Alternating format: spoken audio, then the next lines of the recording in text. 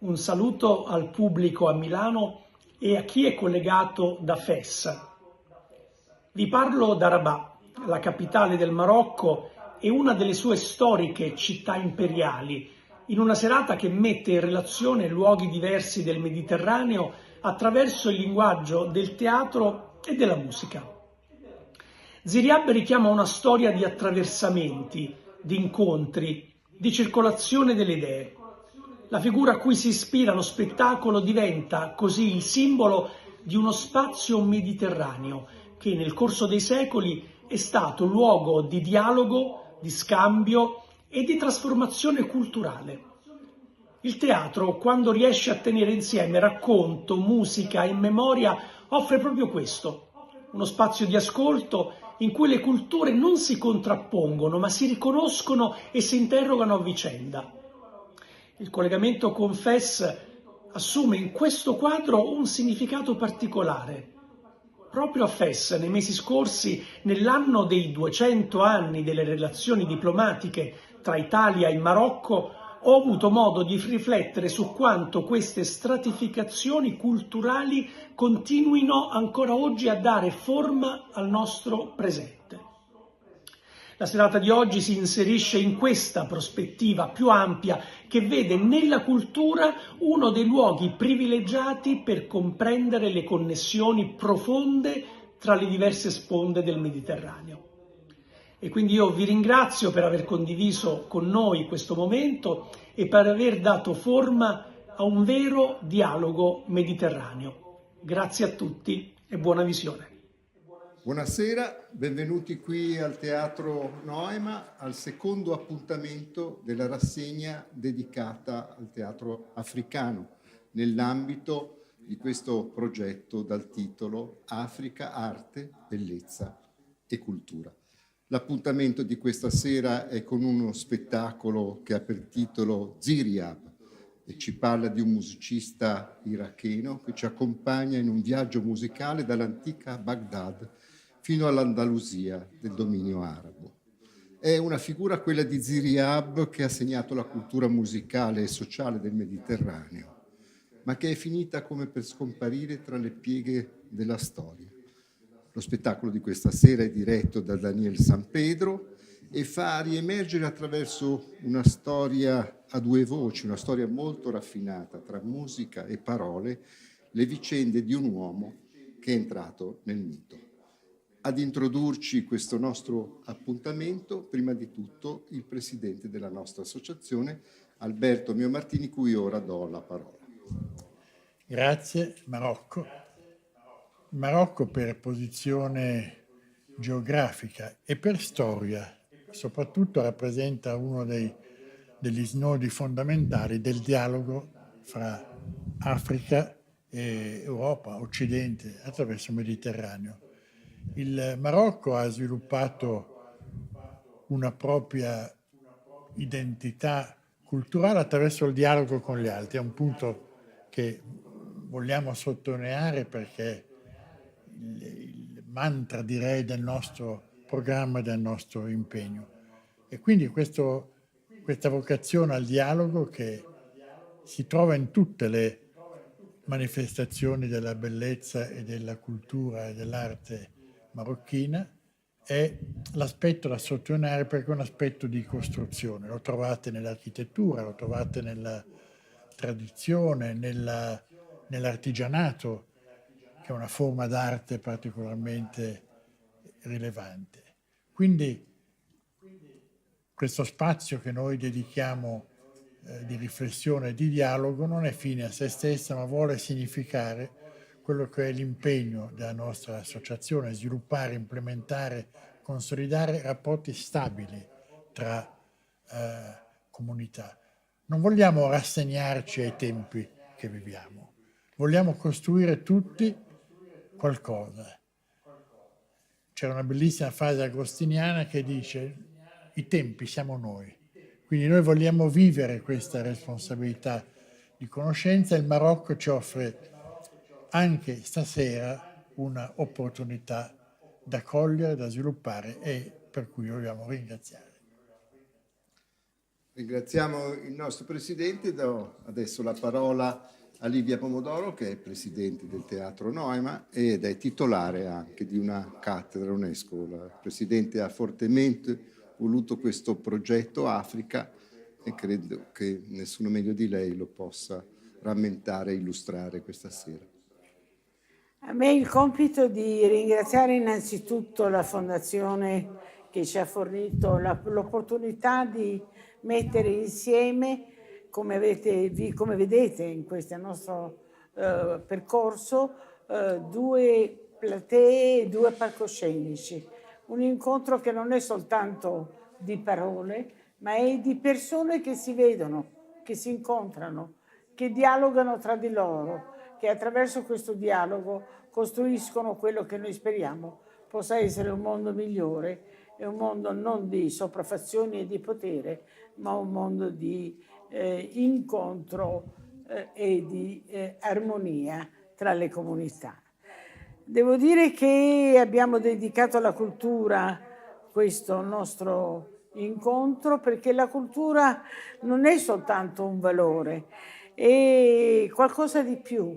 La cultura è certo un valore in generale, ma è un valore etico. Significa ciò che noi riteniamo debba accadere tra i popoli che debbono conoscersi, che devono vivere delle esperienze comuni come noi stiamo facendo questa sera, e da queste esperienze trarranno gli strumenti per potersi capire vicendevolmente, senza pregiudizi e senza soprattutto giudizi, perché tutti gli uomini sono uguali, tutti gli uomini hanno diritto a vivere su questa terra in maniera da poter dire che hanno una buona vita, ed è quella che noi auguriamo a tutti, innanzitutto ai nostri amici del Marocco che così gentilmente ci hanno accolti e ci vedono questa sera insieme in questa futura rappresentazione. Grazie davvero a tutti. Ringraziamo la Presidente. Do adesso la parola per chiudere questo ciclo che poi anticipa i contributi che verranno dall'altra parte del Mediterraneo a Luigi Marsiglia. Luigi è il nostro critico d'arte, assieme a Matteo e alle persone del Teatro Noema ha il compito di costruire l'interazione, la dinamica, il motore di questo progetto, l'interazione con i mondi altri, i paesi africani che abbiamo coinvolto in questo progetto che, non dimentichiamo, si realizza con il contributo importante del Ministero degli Affari Esteri. Grazie. Direi subito che la cultura del Marocco è una cultura molto variegata, che ha radici profonde, ma viene sino a noi, al contemporaneo. È stata famosa la stagione della Beat Generation negli anni 60 a Tangeri, dove Kerouac e gli altri si trovavano insieme e tra l'altro il Pasto Nudo di Burro è stato proprio ambientato nella scenografia magnifica di Tangeri. Ecco, come è stato detto, il Marocco è un ponte tra il Mediterraneo e la cultura mediterranea del nord e quella araba del ponte africano. Io direi che questo è un po' la summa di tutto quello che è l'estratto culturale che viene da lontano, ancestralmente, e diciamo che unisce poi le varie arti. Infatti si va dall'architettura proprio con un insieme che è a contatto intimo tra di loro, l'arte non figurativa, aniconica, islamica, che è poi una scrittura, perché si riverbera, come dicevamo, nell'architettura con quelle linee di arabeschi che sono una connotazione molto particolare delle città del Marocco. E poi questa scrittura è anche la musica, come ci dirà lo spettacolo di questa sera. E diciamo che è un insieme che costruisce questi magnifici panorami di città d'oro, di città blu. Ecco, tutto questo, che sono le radici profonde di questa cultura, arriva a noi, come spiega bene nel suo video intervento il professor Salvatore da Marrakech, ed è una cultura contemporanea che è un pieno fermento e che ha molte cose da dire in questa continuità di dialogo tra mondo arabo e mondo mediterraneo. Grazie. Bene, non ci resta che augurarvi buono spettacolo. Buonasera a tutti, sono Paolo Lucci, sono il presidente della Fondazione Lucci che ha accolto con immenso piacere e con convinzione la proposta del Teatro Noma di una collaborazione che prevede la realizzazione e la proiezione in streaming dello spettacolo che stasera avrà luogo a Milano. Lo spettacolo si chiama Ziriab, è una produzione di teatro e musica dal vivo e per noi è un motivo di orgoglio e di compiacimento, in quanto la Fondazione Lucci opera in Marocco ormai da 15 anni con la propria sede, il Casa Nujum, che è stato inaugurato appunto nell'ottobre del 2010 sotto l'alto patronato del Re del Marocco. La Fondazione promuove il dialogo interculturale e la valorizzazione di tutte le espressioni artistiche e intellettuali quali strumento essenziale di comprensione e di convivenza civile. Lo spettacolo promuove valori di apertura, di incontro e di dialogo interculturale, valori che guidano l'operato della Fondazione appunto da sempre. Desidero rivolgere un saluto e un ringraziamento alla Presidente del Teatro Noma, la dottoressa Livia Pomodoro, sperando di poterla incontrare presto di persona, e auguro a tutti una visione dello spettacolo sia a Milano sia a Fez presso il Casa Nujum che sia la più partecipata possibile. Grazie. Buonasera dal Marocco. Parlare di cultura del Marocco non è facile. Inizierei col dire che è un paese biculturale che è composto da due anime, arabi e berberi, che dopo secoli si sono fusi con la religione dell'Islam che è predominante. È un popolo ospitale, hanno un'artigianalità piena di tradizioni che tocca diverse materie,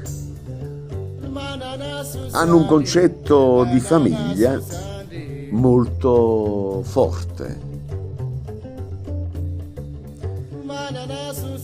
L'arte non è da ultimo, l'arte contemporanea parlo, che è in continua ricerca. Proprio in questi giorni c'è una fiera, la 154, una fiera dell'arte africana, che si svolge al Mamounia, questo grande hotel di Marrakech, dove gli artisti marocchini, con la fotografia, la pittura, la scultura, le installazioni, hanno una forza creativa e la mostrano con grande forza. Le città come Marrakech, Fez, Rabat, Meknes, Tangeri sono solo da visitare e non da raccontare. Bonjour, professeur Imen Benani, doyenne de l'école d'architecture de l'Université internationale de Rabat et titulaire de la chaire UNESCO Paysage urbain historique. Aujourd'hui, je vais présenter le patrimoine de l'UNESCO et en introduction sur le patrimoine urbain marocain. Les tissus traditionnels urbains de la Médina, la ville islamique. Donc, avant de parler des patrimoines, des typologies, des aspects saillants de ce patrimoine urbain, je voudrais juste signaler que nous avons 9 sites au Maroc qui sont inscrits sur la liste du patrimoine mondial. Nous allons donc commencer par saillant de la Médina. Alors, il faut signaler également que la diversité et la richesse géographique de notre terre, de notre pays, a donné lieu à des tissus urbains et des architectures spécifiques et authentiques. Donc les médinas, il faut signaler que c'est une architecture citadine. Les médinas, c'est une architecture citadine, c'est un ensemble traditionnel urbain, un patrimoine vivant abritant des milliers de familles y habitées dans sa totalité. Elle fait partie de la structure urbaine de la ville. Donc la médina en général, elle se présente comme un ensemble d'espaces clos, collés les uns aux autres, fondés sur le principe de bon voisinage, la préservation de l'intimité des foyers. Elle favorise la hiérarchisation des espaces et aussi la hiérarchisation des fonctions. Les fonctions urbaines. À l'intérieur de l'enceinte, on remarque une petite répartition entre les quartiers, une nette plutôt répartition entre les quartiers résidentiels et les quartiers qui rassemblent les fonctions urbaines. Nous retrouvons dans les maisons ou la maison marocaine l'obsession de l'eau dont la présence est imminente. Donc on va retrouver de l'eau. L'eau elle est présente dans le patio sous forme de fontaine qu'on va retrouver aussi sous forme de bassin. Et cela selon le statut, selon ce qu'on peut se permettre, cette fontaine ou ce qu'on peut permettre ce bassin.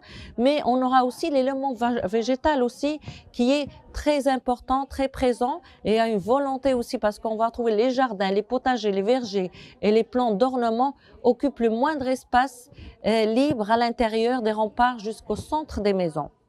Et je vous remercie pour votre attention. Hello, my name is Zainab Bah. I was born in Casablanca in 1977, a city that reflects the energy, ambition and resilience of Morocco itself. Today, I am not only a businesswoman, but also a woman, mother and wife who believe deeply in the power of growth, personal growth, economic growth, and the growth of a nation. Over the past decades, Morocco has experienced remarkable economic developments.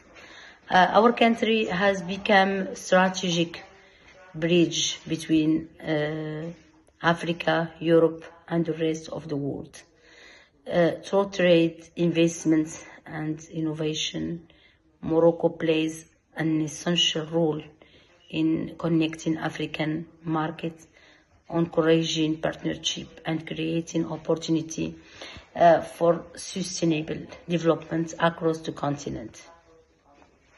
One of the most powerful force behind this progress is the role of the woman in the Moroccan economy. Moroccan women are no longer only participants in society. They are leaders, entrepreneurs, and decision makers. They are building business, creating jobs, and shaping the future of our country with confidence and determination. As for me, I am proud to be part of this movement. I am a businesswoman who believes in hard work, vision, and courage. Each moment with my family gives me the motivation to go further in my career. At the end, I would like to express my deepest gratitude to my husband, Fawzi Mohammed.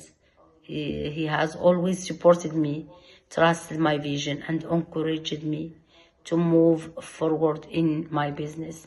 His belief gave me the confidence to grow, to evolve, and to prove what I am capable of achieving.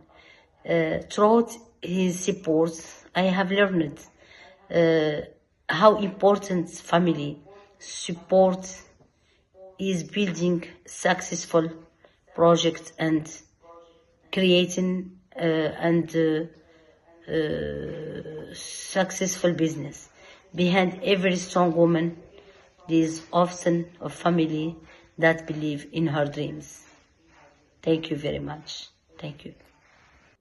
Buongiorno a tutte e a tutti, io sono Hanan Makhloufi, sono una scrittrice di origine marocchina che vive a Torino da 26 anni e ringrazio l'organizzazione per avermi invitata a leggere alcune delle mie poesie per questo evento molto interessante.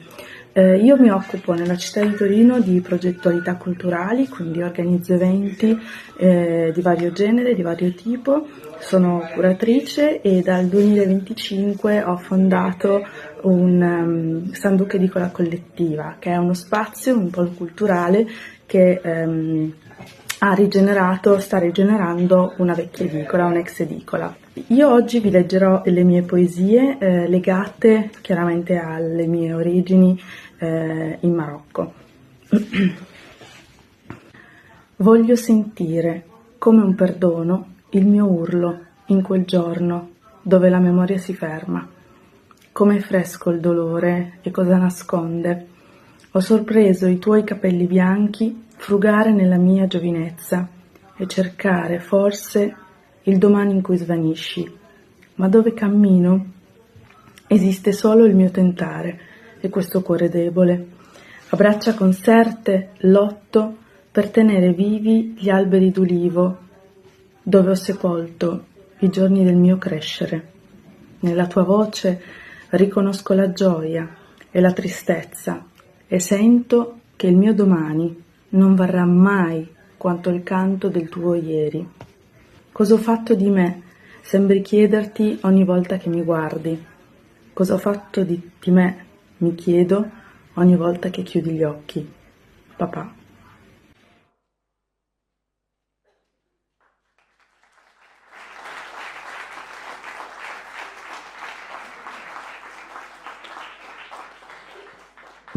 Grazie. Buonasera a tutti, innanzitutto ai nostri amici marocchini che in questo momento spero siano lì ad ascoltarci e ad assistere, come assisteremo noi tra qualche minuto, ad uno spettacolo veramente straordinario e bellissimo. Uno spettacolo che ci racconterà dell'Andalusia, ci racconterà di mondi che non si sono sovrapposti, si sono solo incontrati. E questa sarà una grande, bellissima avventura che ci porterà poi a riconoscere quello che è il valore di questo nostro sforzo faticoso, difficile, qualche volta incompreso, che è quello di cercare di mettere insieme comunità che si parlino tra di loro, che si incontrino, che riescano a capirsi, a conoscersi e soprattutto a vivere in armonia. Io vi ringrazio molto per aver assistito a questo incontro fatto attraverso l'on-live direttamente con Face. Adesso daremo subito luogo al nostro spettacolo. Vi ricordo che è uno spettacolo del Premio Internazionale dedicato a Teresa Pomodoro e quindi vi sarò molto grata se quando sarà finito deporrete il vostro voto, se vi sarà piaciuto, o comunque deporrete il vostro voto nell'urna all'uscita prima di andare via. Grazie a tutti e buona serata davvero. Grazie.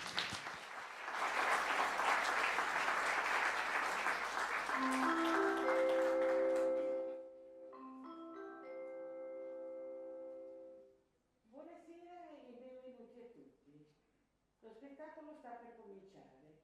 Si avverte il gentile pubblico che è assolutamente vietato fare foto con il telefonino o riprese video con altri strumenti.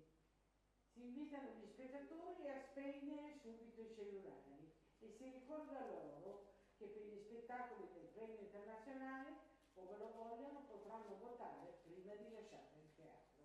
Grazie e buona serata.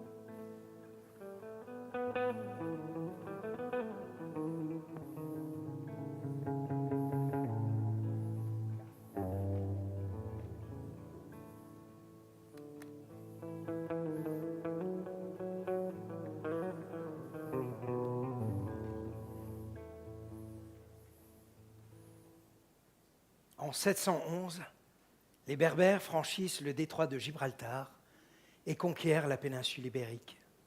Cette Espagne musulmane durera 7 siècles et prendra le nom d'Al-Andalus. Les 3 religions du livre, musulmane, juive et chrétienne, vont y cohabiter dans une tolérance unique pour l'époque.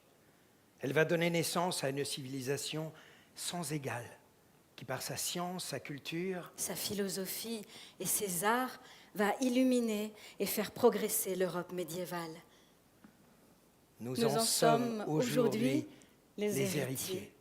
Cette mosaïque de peuples et de religions va attirer et voir naître un grand nombre d'hommes et de femmes illustres. C'est la vie de l'un d'eux que nous avons choisi de vous raconter, celle du jeune musicien Ziryab. Et cela pourrait bien commencer par...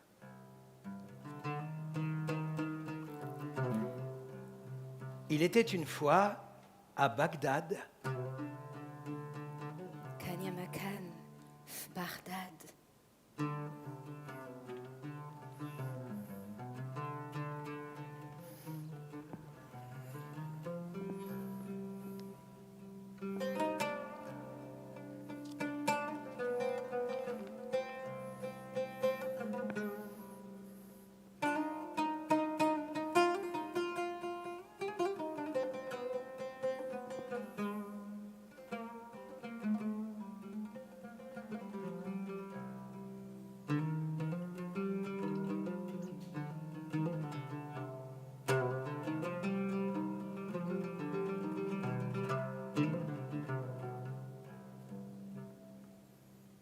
Accoudé à la fenêtre, Ziryab apercevait au-delà des terrasses voisines l'un des innombrables canaux qui sillonnaient Bagdad.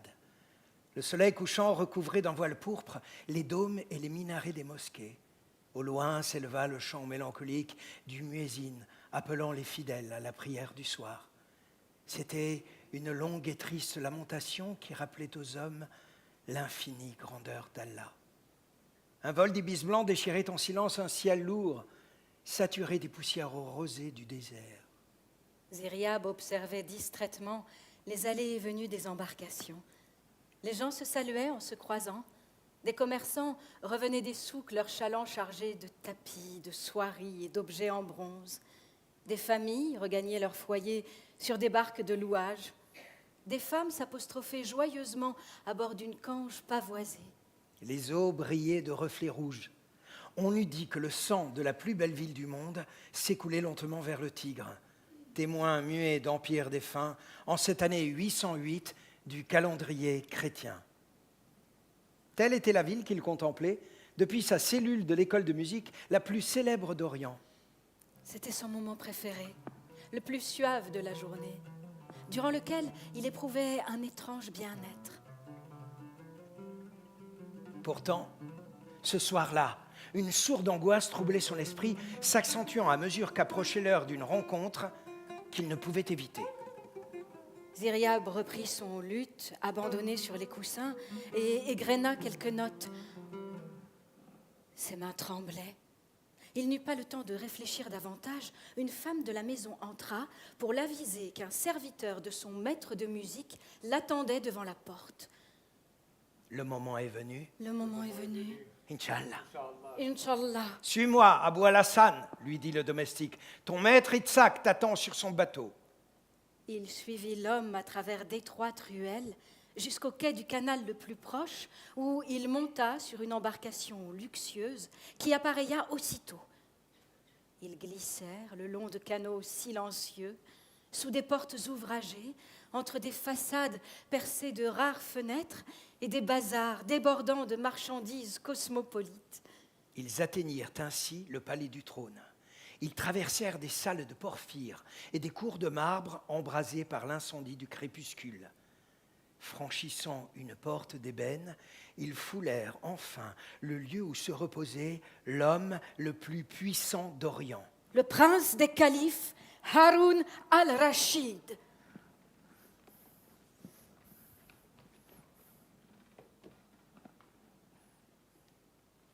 Sois le bienvenu, Itzhak, ainsi que ton disciple.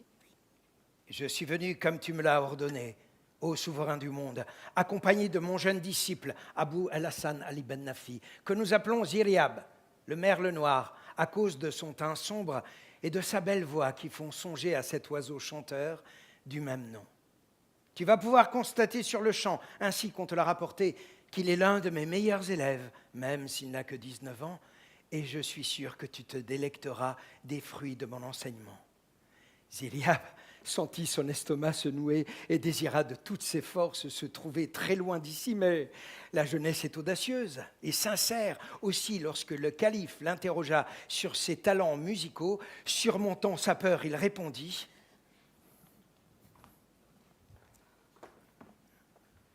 Je sais chanter comme beaucoup d'autres, mais je possède également un talent qui n'appartient qu'à moi. Seul un connaisseur aussi sensible que toi, Majesté, peut apprécier mon style. Si tu m'y autorises, je vais te chanter ce que personne n'a encore jamais entendu. Mais accorde-moi la grâce, Majesté, de jouer de mon propre luth. Qu'a donc ton instrument qui le rende préférable aux autres ? Si tu désires entendre la musique que j'ai composée, je dois employer mon luth, sur lequel j'ai procédé à quelques modifications qui charmeront ta sensibilité. Ce luth, Majesté, est plus léger que les autres, et j'en ai allongé le manche. Je lui ai aussi ajouté une 5e corde entre la 2e et la 3e pour enrichir sa sonorité. Cette nouvelle corde représente l'âme. Le calife fut conquis par le savant plaidoyer du jeune homme. Si ta musique est à la hauteur de ton éloquence, elle mérite d'être écoutée. Ziryab respira profondément et commença de jouer. Il chanta une note de sa composition en l'honneur d'Haroun al-Rachid, lequel en éprouva un tel ravissement que le chant terminé, il en réclama un autre. Mais celui-ci conclut, le calife insatiable voulut encore entendre cette voix qui le séduisait tant. À la fin, il applaudit à tout rompre. D'où te vient cette inspiration pour composer d'aussi beaux chants ? Je dois avouer qu'ils m'ont tous été inspirés en rêve par les génies. Quelle délicieuse extravagance! Et, se tournant vers son chanteur officiel, il ajouta : Je t'en veux beaucoup, Itzhak, d'avoir tant tardé à me présenter ton disciple. Je t'ordonne de t'occuper en personne et avec le plus grand soin de l'éducation de ce jeune homme. Il mérite d'être encouragé. Durant ma longue vie, j'ai entendu peu de chanteurs aussi talentueux. Je ne te pardonnerai pas que la vocation d'un tel prodige soit gâchée par négligence. Et je n'hésiterai pas à te faire subir ma colère, si cela devait arriver. Tes désirs seront accomplis ainsi que tu l'exiges, Majesté, répondit Itzhak al-Mawsili. Après s'être prosterné aux pieds du calife, le maître et le disciple se retirèrent. Lorsqu'ils se séparèrent, le maître dit à son élève : « Viens chez moi demain matin de bonne heure, avant le début des leçons. » Le lendemain, Ziryab se réveilla, en proie à une grande fébrilité. Il se prépara rapidement et accourut chez son maître sans avoir la moindre idée de ce qui l'attendait. à son arrivée, celui-ci l'accueillit avec un visage sévère et le fit asseoir, lui-même restant debout.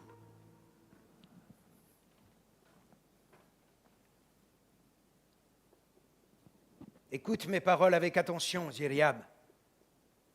L'envie est un défaut exécrable et pourtant l'un des plus répandus en ce monde, particulièrement entre personnes de même profession. J'envie ton talent et la haute estime que tu as suscitée chez le calife. Ziryab n'en croyait pas ses oreilles. Son grand maître, le respecté et vénéré musicien Itzhak al-Mawsili, jalousait un jeune homme pauvre et inconnu qui était parvenu à enthousiasmer le calife Haroun al-Rachid avec quelques chansons. J'ai 2 propositions à te faire entre lesquelles tu devras choisir. Ou bien abandonner tout de suite le pays pour t'établir en terre lointaine d'où ton nom et ta réputation ne parviendront jamais jusqu'ici, ou bien demeurer à Bagdad contre ma volonté, vivant dès lors par tes propres moyens et m'ayant comme ennemi implacable, dont tu auras à redouter le pire. À toi maintenant de considérer la situation. et de prendre la meilleure décision. Ziryab était atterré. Il ressentit une rage impuissante.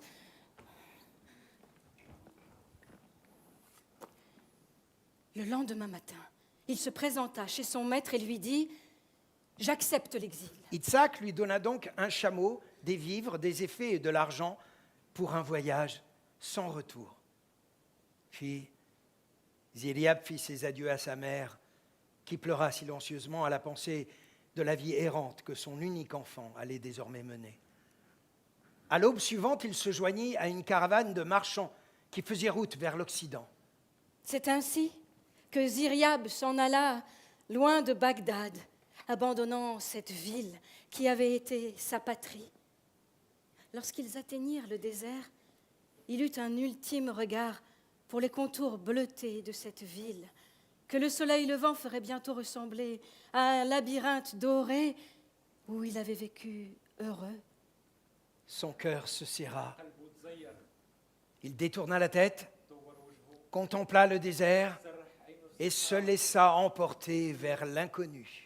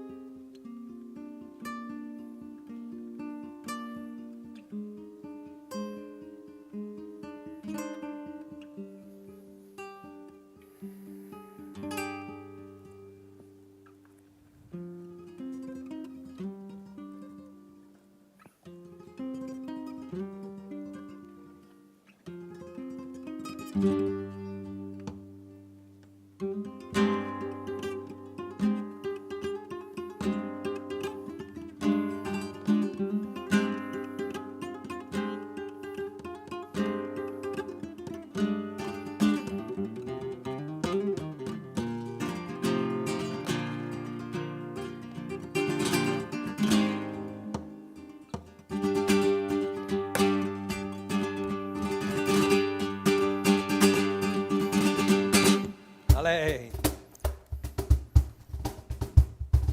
14 années durant, il vécut au Caire, traversa le désert de Libye, longea les rives de la Méditerranée, tenta vainement sa chance à la cour de Kairouan.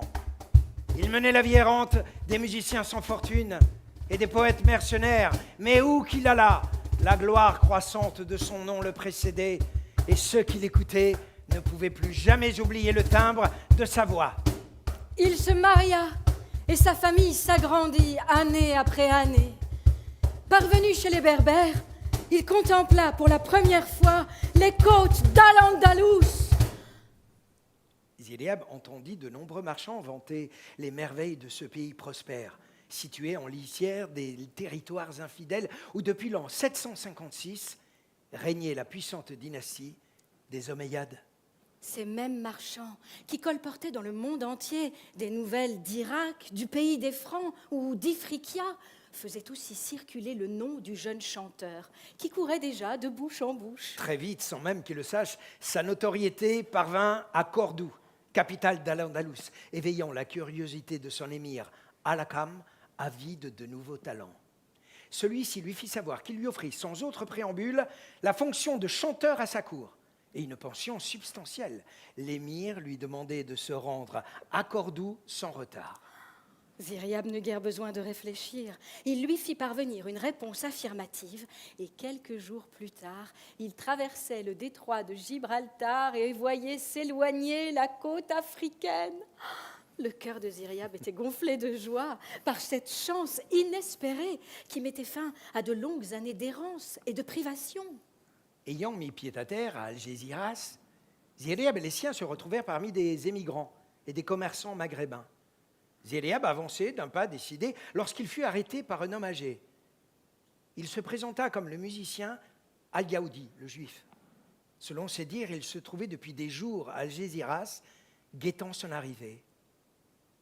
Mais son visage s'assombrit lorsqu'il dut annoncer une mauvaise nouvelle. L'émir Al-Hakam était mort peu de temps auparavant. Son fils aîné, qui lui succédait, Abdelrahman II, venait d'être investi nouvel émir 3 jours plus tôt. Ziryab crut que tout était perdu. Une mort imprévue réduisait une fois de plus à néant ses rêves ambitieux. Il lui était désormais vain de rechercher auprès d'autres cours une gloire qui lui était sans cesse refusée. Toutefois, le musicien juif le convainquit de demeurer à Algésiras, le temps de connaître l'attitude du nouvel émir. Ziryab vécut d'interminables jours d'angoisse, durant lesquels naquit une rapide amitié entre lui et le musicien cordouan. Ainsi apprit-il l'étendue de sa notoriété, parvenue récemment jusqu'à la cour de Cordoue. Un jour, enfin, la chance se présenta aux chanteurs de Bagdad avec l'arrivée d'une caravane de mules en provenance de la capitale.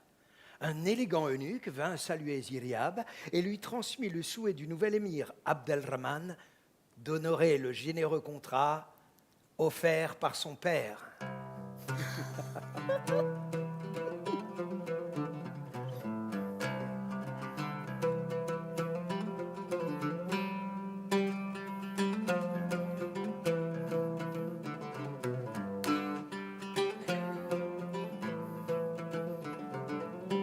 Étourdi et encore sceptique, Ziryab entreprit le voyage avec famille et bagages vers la capitale du royaume d'Al-Andalus.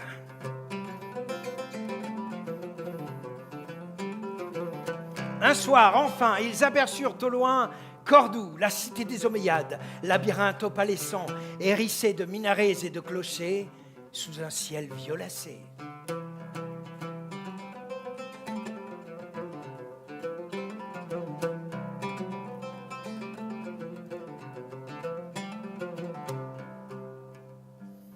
Telle était Cordoue, la plus prestigieuse cité du continent européen, qui accueillait d'éminents savants de toutes disciplines, des guerriers illustres par leurs expéditions en terres infidèles, des poètes comparables à ceux d'Orient, des médecins juifs qui soignaient les rois et les princes chrétiens, des étudiants venus d'horizons lointains en quête de savoir.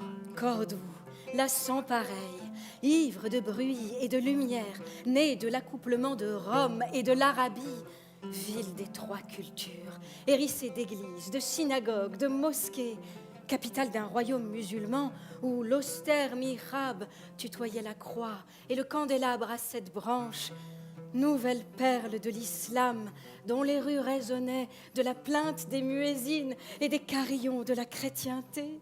La caravane traversa le pont aux 17 arches planté dans le grand fleuve, le Guadalquivir, El Guadalquivir, et pénétra dans la fourmilière humaine de la Médina.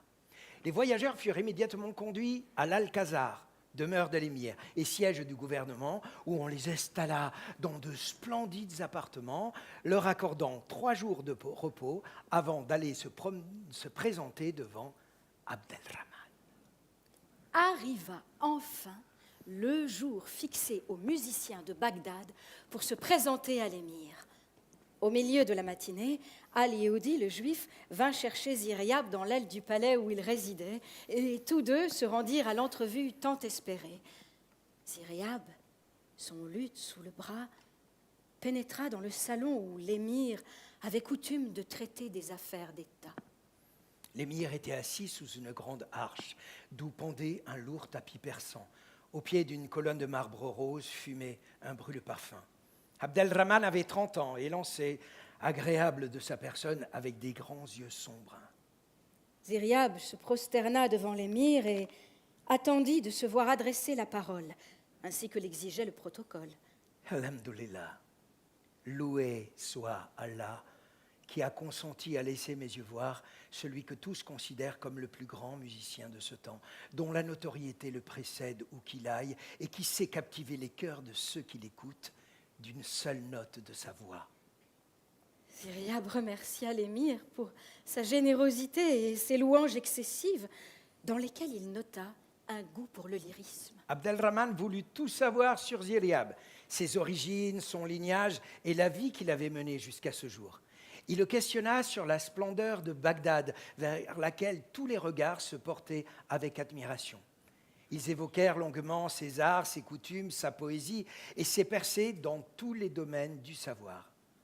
Ils parlèrent aussi de la cuisine. Que Ziryab regrettait. Ziria promit à l'émir d'instruire ses cuisiniers de quelques recettes de son pays. Le savoir, Majesté, est comme un champ fumé sur lequel on peut semer toutes choses. J'aime autant l'histoire que les disciplines culinaires. La philosophie que l'art du vêtement. L'astrologie que les soins du corps. La science, Altesse, est aussi affaire de saveur. La nourriture est chose sérieuse. Si l'on se gave, le sommeil nous empêche de penser. Et si l'on mange trop peu, les intestins protestent, nous interdisant toute pensée élevée. L'élégance d'un repas exige un strict protocole. Il convient de commencer par les potages, suivi d'un plat de viande rouge et blanche, assaisonné d'épices, pour finir par les pâtisseries et les fruits. Respectant cet ordre, la digestion n'en est que plus aisée, et chaque saveur retrouve ainsi sa singularité. La table doit être élégante et dressée, le lin grossier des nappes remplacé par le cuir fin. Plus décoratif et plus propre, l'usage de gobelets d'or et d'argent abandonné au profit du verre et du cristal. Plus respectueux de la saveur des vins. Je crois, Majesté, que ce sont là des éléments de distinction qui serviraient à renommer. Voilà un sage conseil et un témoignage de sensibilité, commenta Abdelrahman, visiblement séduit. Je veux qu'un tel système soit adopté dans mes banquets.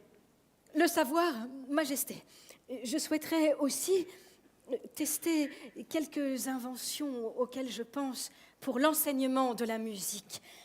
Je souhaiterais aussi, si tu m'y autorisais, transmettre aux Cordouans les plus subtils raffinements de Bagdad concernant l'art de se vêtir et d'entretenir la beauté féminine.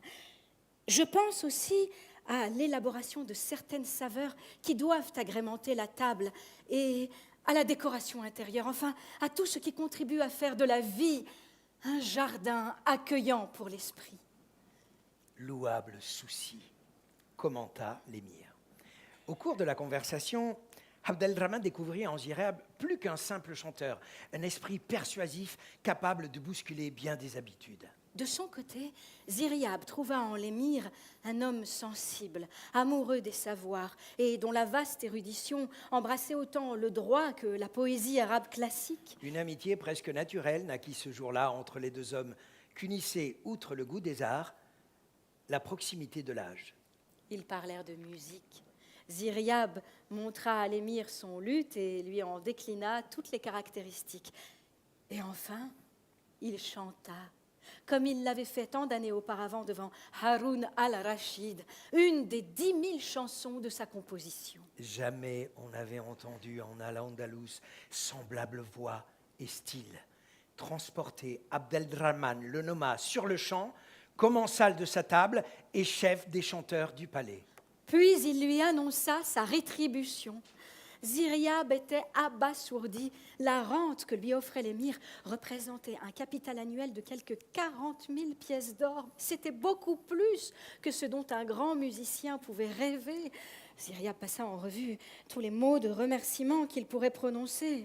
Ziryab, tu devineras aisément la raison d'une telle générosité. Je veux m'assurer que tu resteras parmi nous. Vous, les artistes, êtes gens indépendants qui aimez par-dessus tout la liberté. Puisque tu chantes comme un oiseau, je veux retenir cet oiseau dans ma cage en or, aux portes ouvertes. La cage est ce beau pays hérité de mes aïeux. J'aimerais que tu le considères dès aujourd'hui comme ta nouvelle patrie. Bagdad n'a pas encore l'éclat de... Cordoue n'a pas encore l'éclat de Bagdad ou de Constantinople. J'espère que la paix actuelle me permettra de faire de Cordoue une capitale de la science et des arts. À partir d'aujourd'hui, je veux que toi aussi, Ziryab, prennes part à ce projet. Tes attributions iront au-delà de celles d'un musicien. Je souhaite que tu m'aides à faire de Cordoue une ville digne de l'admiration du monde.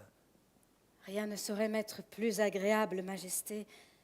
J'espère seulement que mes capacités seront à la hauteur de ta générosité. Moi aussi. Moi aussi.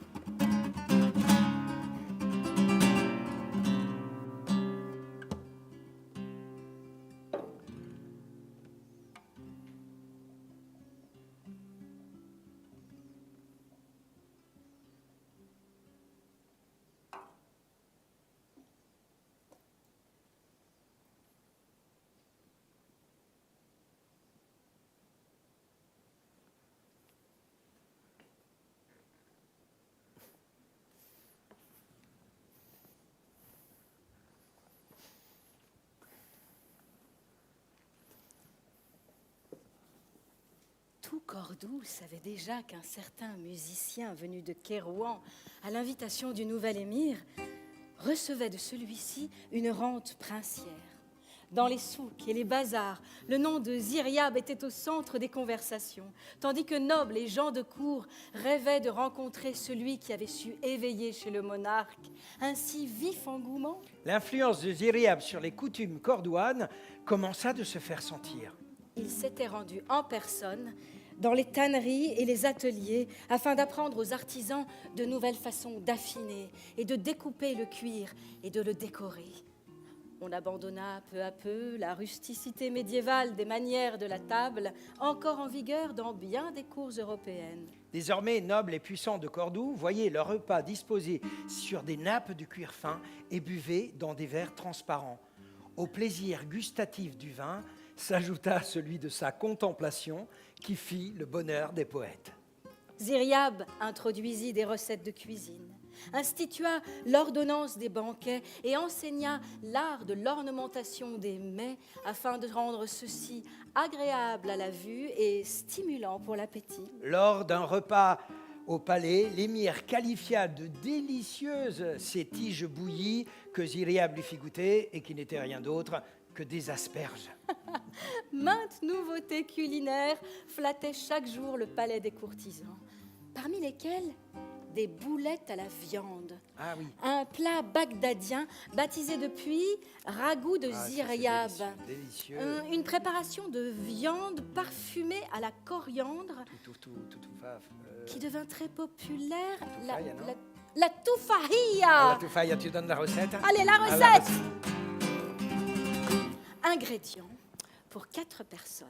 Alors, il vous faut 600 g d'épaule d'agneau désossée coupée en 8 morceaux, 2 belles pommes, un oignon coupé en 2, 50 g d'amandes mondées, de l'huile d'olive, du poivre, de la coriandre moulue, de la menthe moulue en poudre, de la cannelle en bâtonnet ainsi qu'en poudre, du gingembre.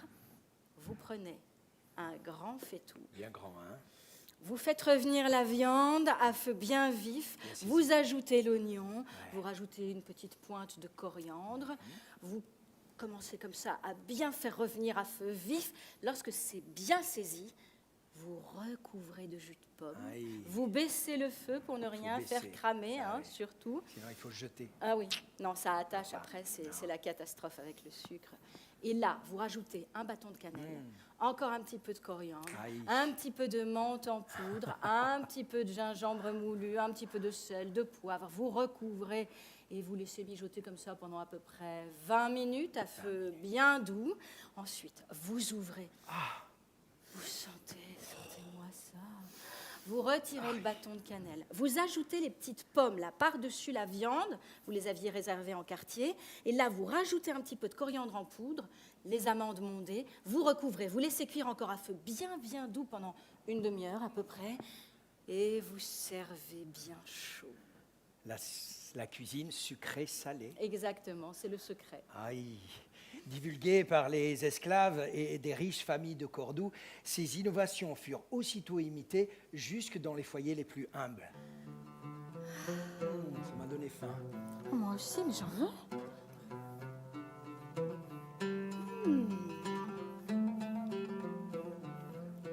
Vous voulez? Vous en voulez? Un petit peu? Faites passer, prenez, faites passer. On en a d'autres? Ouais?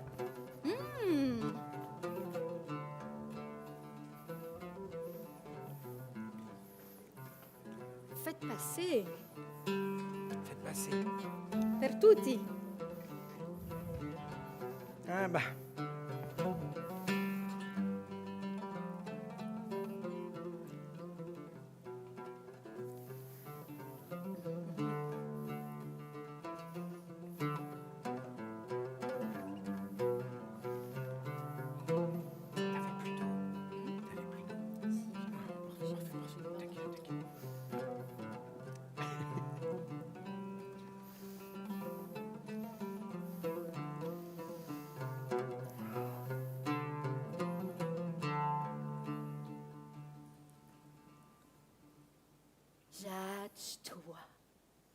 L'hiver arriva.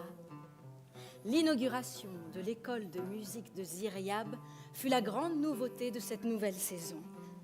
Garçons et filles stimulés par l'exemple du maître se pressaient à ses portes, désireux d'apprendre le chant, la musique et espérant devenir un jour célèbres, chanter à la cour et chez les grands de ce monde. Les attirait aussi la perspective d'apprendre une musique nouvelle au style fort éloigné de la musique savante d'Al-Andalus qui en était encore à un stade primitif.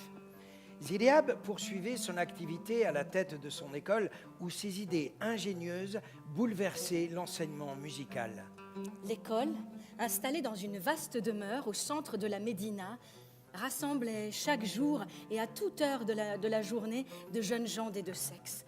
Dans une pièce, on chantait. Dans l'autre s'élevait le son d'un rébab ou les accords d'un luth. Plus loin, c'étaient les roulements des tambourins. Instruments désaccordés, voix qui se brisaient, notes aiguës, cacophonie rythmique. Ziryab allait d'une pièce à l'autre, prodiguait leçons, explications, remontrances, un enseignement insolite qui n'avait jamais existé auparavant. Lorsqu'il découvrait des dispositions chez un élève, il n'épargnait pas ses efforts pour faire de lui un chanteur accompli ou un virtuose du luth. Mais s'il notait des marques répétées de maladresse ou de simple paresse, il suggérait à l'élève de suivre plutôt la voie du commerce ou de la vente de tapis. Mais ce n'était pas une simple révolution pédagogique que Ziryab avait introduit à Cordoue, mais un véritable bouleversement musical. Il signe en quelque sorte la naissance de l'école andalouse, fondée sur une conception métaphysique de l'harmonie universelle en opposition à l'école traditionnaliste de Bagdad. Pour Ziryab, la musique était thérapeutique. Peut-être n'avait-il pas conscience lui-même de la portée de ces innovations. Avec lui, naissait un type de chant qui deviendrait avec le temps la musique dite arabo-andalouse, la nouba.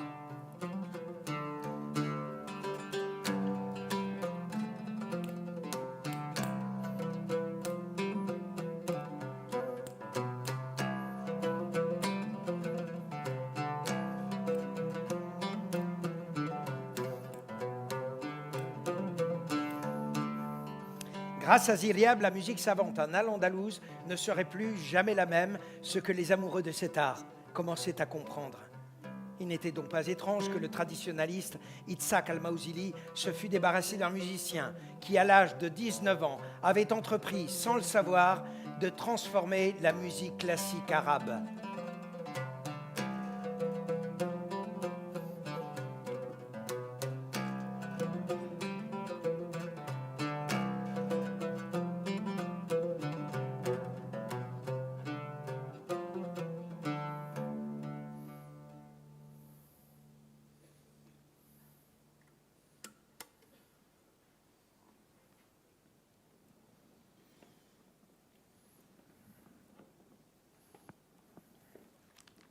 Grâce à la popularité de son école, Ziryab se familiarisa avec toutes les couches de la société cordoine.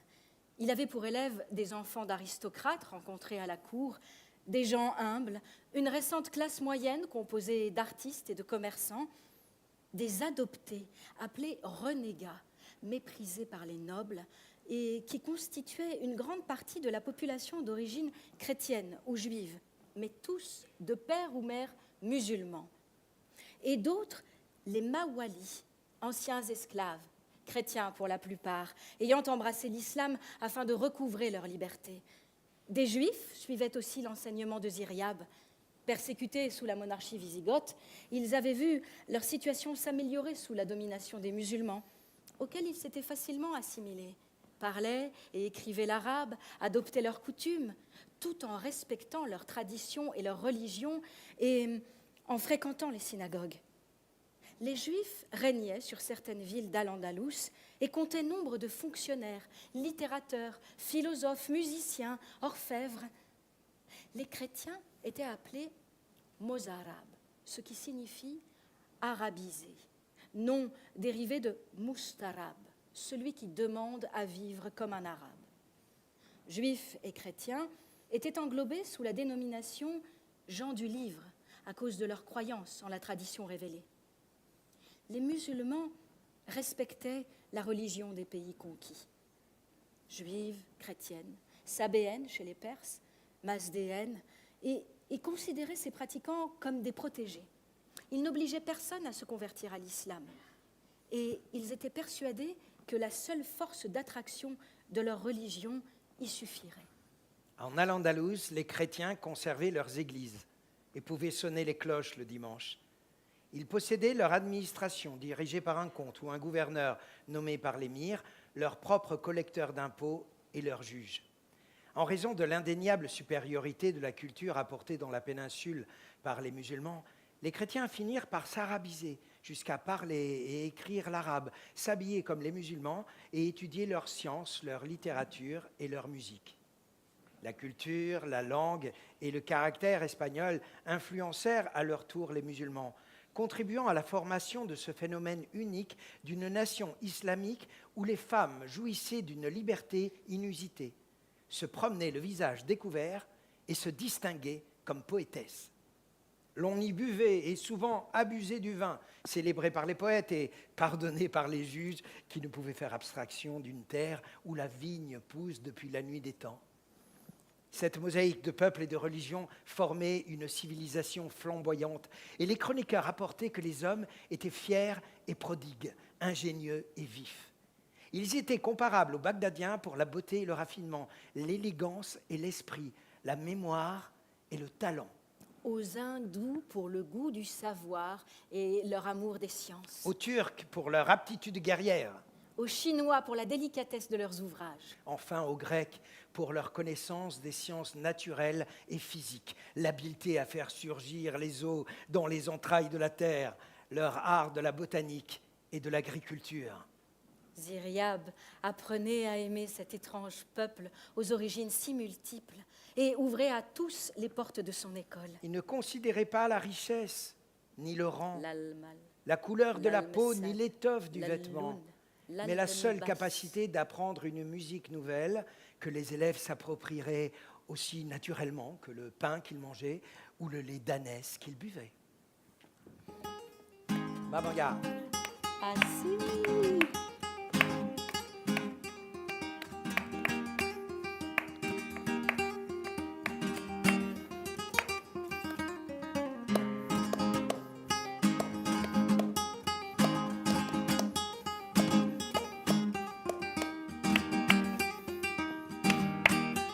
Vamos ya.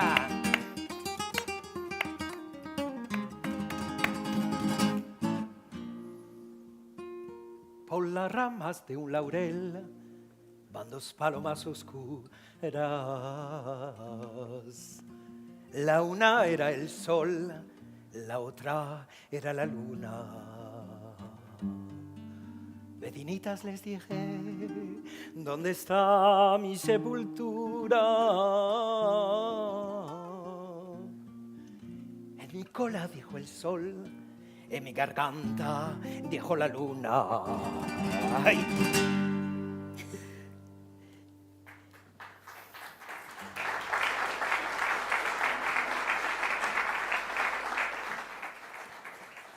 Ziryab vit dans le changement de saison le moment opportun pour entreprendre un projet qu'il caressait depuis fort longtemps.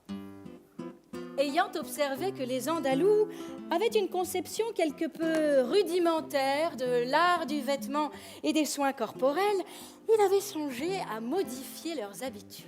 Ziryab soumit son audacieux projet à l'appréciation d'Abd al-Rahman et, fort de l'agrément royal, il choisit une vaste demeure, la fit richement meublée, décorée de tapis, de tentures et de tout ce qu'il jugea nécessaire au confort de ses futurs clients. Ziryab acheta dans les souks des objets de qualité, les plus fines étoffes, des tables en bois ouvragé, de nombreux ustensiles tels que peignes fins, démêloirs, épingles, flacons, pots, brosses, flacons, cuvettes et fioles.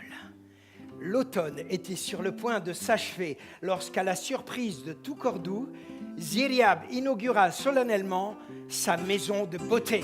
Les rumeurs coururent les bazars. Au bain public, les femmes délaissèrent tout autre sujet de conversation. La maison de beauté fut immédiatement bondée.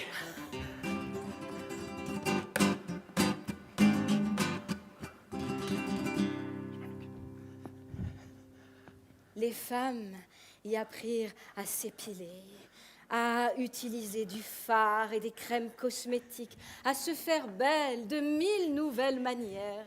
À se tailler les cheveux et à se les coiffer à la mode orientale.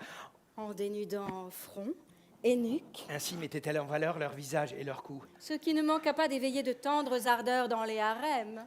Les hommes, à leur tour, apprirent à se coiffer. Les cheveux, jusque-là portés longs et séparés par une raie au milieu, furent coupés, légèrement frisés, raccourcis, tout en dégageant le front et les oreilles. On découvrit les vertus de la pâte dentifrice à utiliser au moyen d'un bâtonnet. Du jour au lendemain, la maison de beauté de Ziryab devint le lieu de prédilection des élégantes, des concubines princières et des hommes distingués. Les femmes papotaient, riaient, exhibaient leurs jambes, gainées depuis peu de toile fine. Elles échangeaient des confidences osées devant des tables remplies de fioles de parfum, de pots de crème, de poudre, de teinture et de maquillage en tout genre. D'autres tables débordaient de godets de fard rouge, argent, de poudre pour blanchir le visage. D'onguents, d'emplâtre épilatoire à base de chaux vive et d'huile ou d'autres mixtures.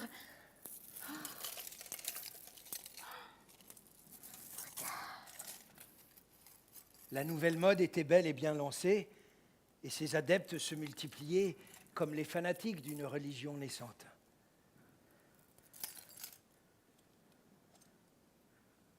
Dans l'esprit des Cordouans, le nom de Ziryab signifia désormais arbitre de l'élégance et de la beauté. Génie de la musique. Et du raffinement.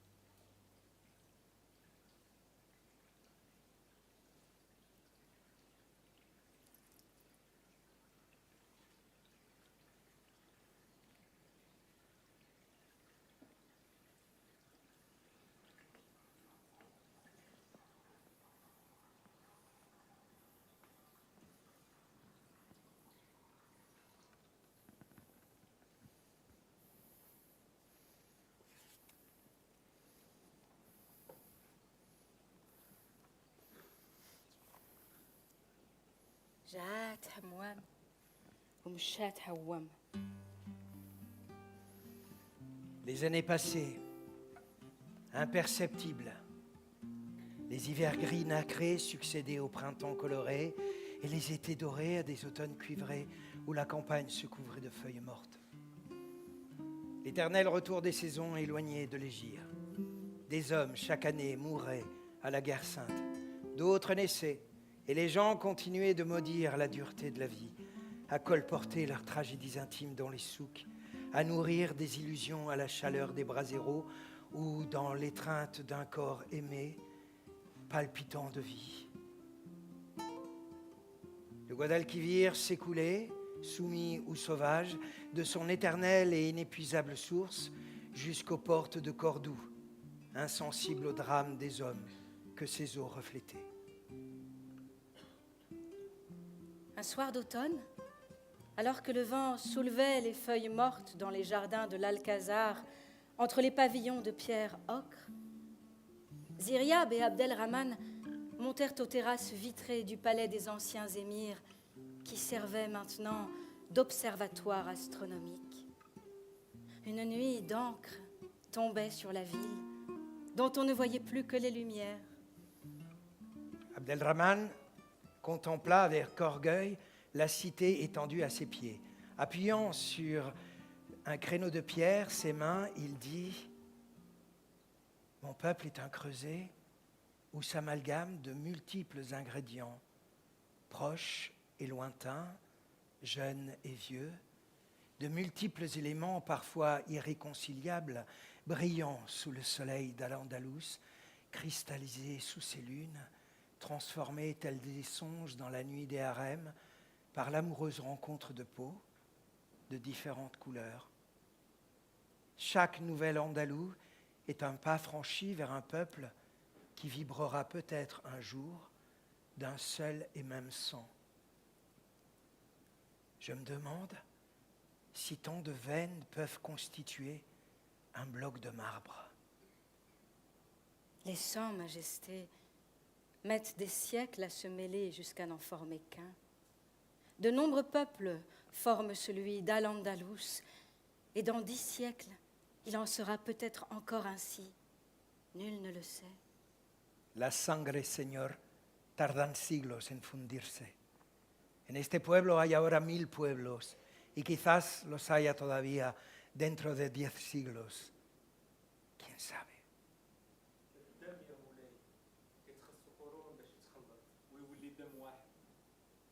الأندلس فيها أجناس كثيرة ومن دابا 10 القرون يمكن يبقى الحال كيف ما هو دابا شكون عارف הדמים עוד מלכותך, נדרשים למאות שנים כדי להתרחב עד שהם נעשים לאחד. עמים רבים מרכיבים את של אל-אנדלוס ובעוד 10 מאות שנים יתקם שכך יהיה עדיין, איש אינו יודע.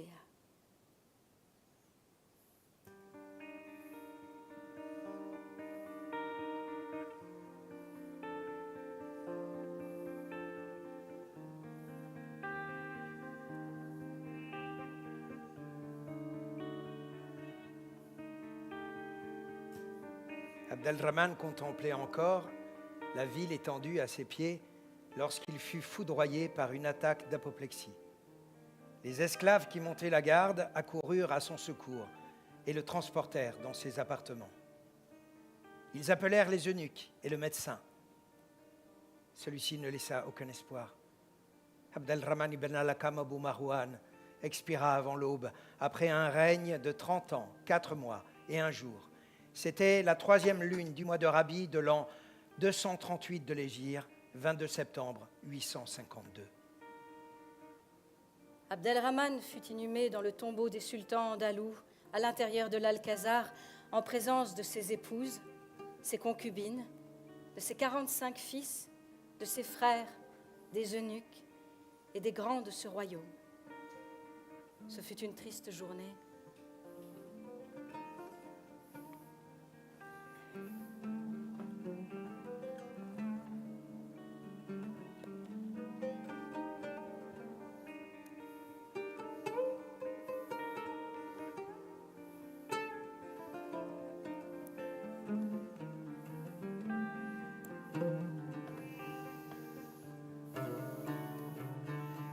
Ziryab acceptait difficilement que cet être cher ne fût plus qu'une ombre. Il lui en coûtait de croire qu'un homme pût ainsi disparaître, que celui-ci si proche, si vivant, si fragile, avec lequel il avait passé tant d'heures, pût n'être désormais qu'un souvenir. Ziryab n'alla plus au palais et ne chanta pas pour le nouvel émir. Il vécut désormais à l'écart du monde, consacrant son temps à relire ses livres favoris, à jouer du luth et à se promener le long du Guadalquivir. Les gens le saluaient avec respect. Ziryab, Ziryab, le chanteur de Bagdad, Bagdad, le créateur d'une nouvelle musique, l'arbitre de l'élégance, de la saveur, était une légende vivante.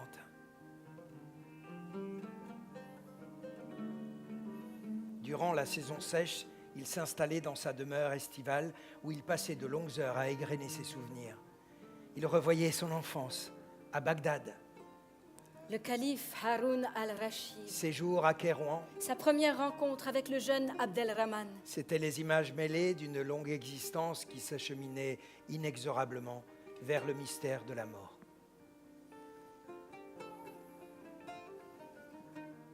Contemplant Cordoue des contreforts de la Sierra, par une chaude soirée d'été, il songea: Voilà Al-Andalus, la terre des Omeyyades, où sont nés la plupart de mes enfants, la terre qui m'a vu vieillir et qui m'a donné tout ce qu'un homme peut espérer.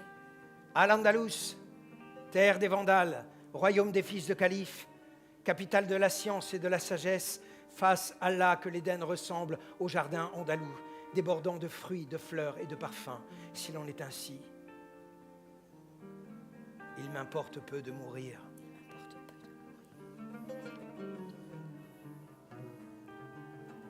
Durant l'hiver 857, en 243 de l'Hégire, s'éteignit à Cordoue, à l'âge de 68 ans, Abou al-Hassan Ali Ben Nafi, surnommé Ziryab, le merle noir.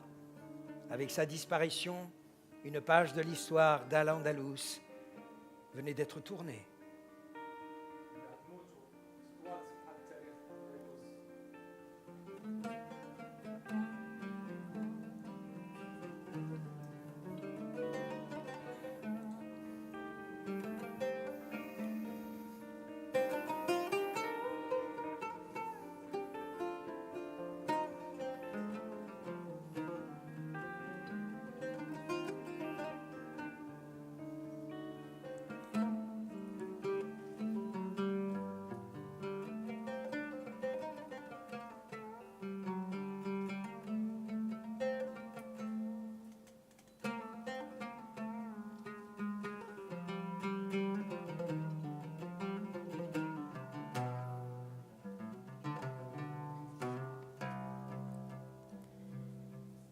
Round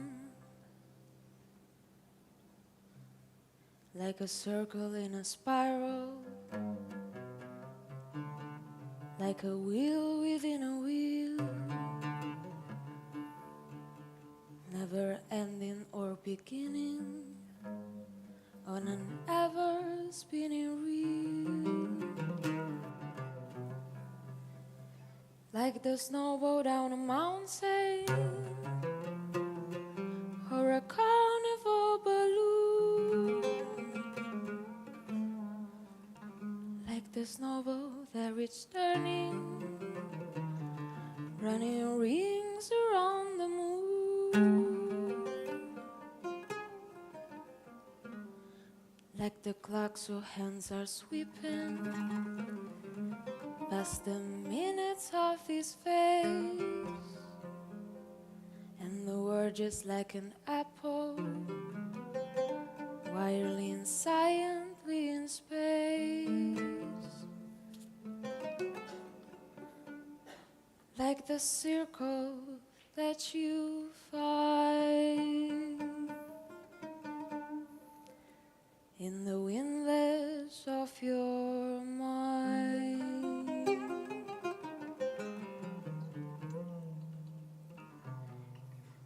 Like a tunnel that you follow to a tunnel of its own,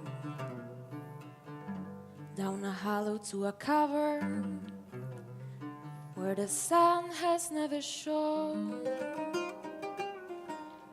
like the door who keeps revolving in a half-forgotten dream, like the ripples on a feeble someone tosses in a stream, like the clocks whose hands are sweeping past the minutes of this fate, and the world just like an apple, whirling silently in space, like the circle that you find in the windlass of your mind.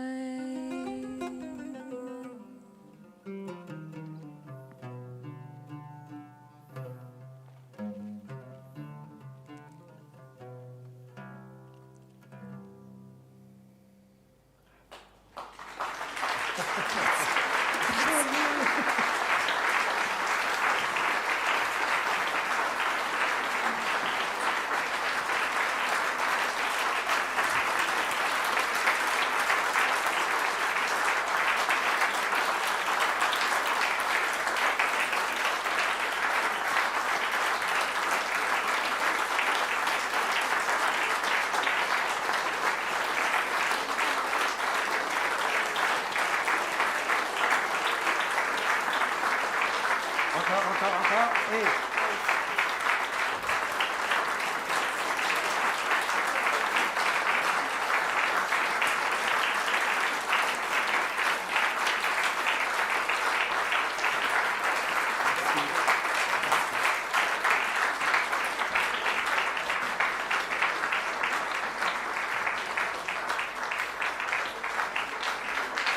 Allez, on retourne. Viens. Anch'io?